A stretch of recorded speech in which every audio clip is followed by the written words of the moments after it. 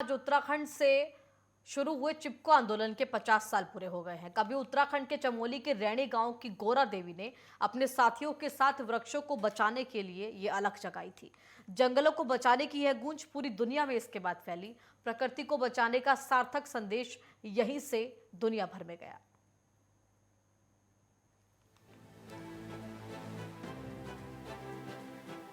यह 26 मार्च 1974 का दिन था जब महिलाओं के एक समूह अपने गांव के जंगलों को बचाने के लिए पेड़ों पर लिपट गई थी।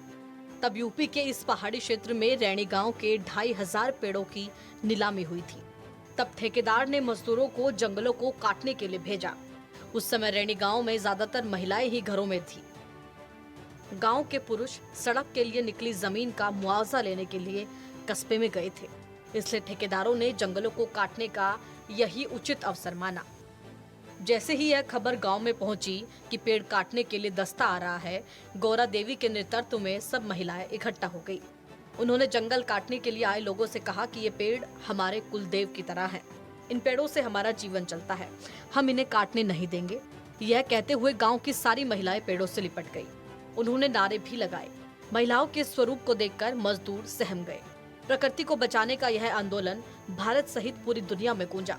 इसे चिपको आंदोलन का नाम मिला। सुंदरलाल बहुगुणा और चंडी प्रसाद भट्ट जैसे पर्यावरणविदों ने चिपको आंदोलन की इस मुहिम में दुनिया भर में इसको पहुंचाया। विश्व मंचों पर प्रकृति को बचाने की बात सक्षम ढंग से कही गई। यह आंदोलन अपना अलग प्रभाव छोड़ गया। चिपको आंदोलन की महिलाओं ने क्या है जंगल के उपकार, पानी, मिट्टी और बयार, जिंदा रहने के आधार का नारा दुनिया भर में पहुंचा। साथ ही उन्होंने अपने लिए जनगीत भी तैयार किए। चिपको आंदोलन की यह चिंगारी सब जगह फैल गई। गोरा देवी उनकी साथी पूरी दुनिया में चर्चित हो गई। दुनिया इस बात पर हैरान थी कि कैसे पहाड़ों की महिलाओं ने, जो ज्यादा पढ़ी लिखी भी नहीं थी, जंगलों की रक्षा के लिए इतना बड़ा कदम उठाया, किस तरह अपने जंगल बचाए। चिपको आंदोलन ने देश में पर्यावरण संरक्षण को बड़ा मुद्दा बना दिया। बाद में यही आंदोलन हिमाचल प्रदेश, कर्नाटक, राजस्थान, बिहार तक फैला और सफल भी रहा। इसका बड़ा असर हुआ। आखिर तत्कालीन प्रधानमंत्री इंदिरा गांधी ने हिमालय के वनों में कटाई पर 15 वर्षों के लिए प्रतिबंध लगा दिया। यह एक बड़ा फैसला था। इस फैसले ने पर्यावरण की दिशा में एक बड़ा काम किया। उत्तर प्रदेश के पहाड़ी क्षेत्र के जंगल कटने से बच गए। साथ ही देश भर में जो जंगल काटे जा रहे थे उन पर रोक लग गई।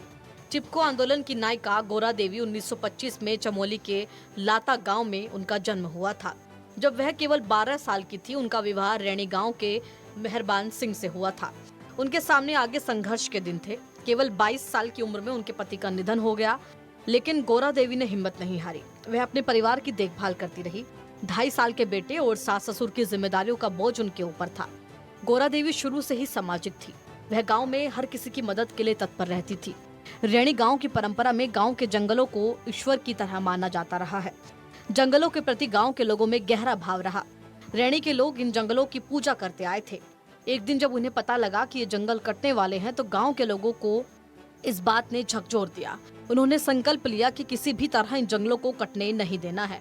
और एक दिन जब मौका पाकर ठेकेदार ने रैणी के जंगलों में अपने लोग भेजे, तो उसे लगा कि लाचार बेबस महिलाएं कुछ नहीं कर पाएंगी। देखते देखते जंगल साफ हो जाएगा, लेकिन उसे तब नहीं पता था कि गांव में महिलाएं कितनी चौकस और सावधान हैं।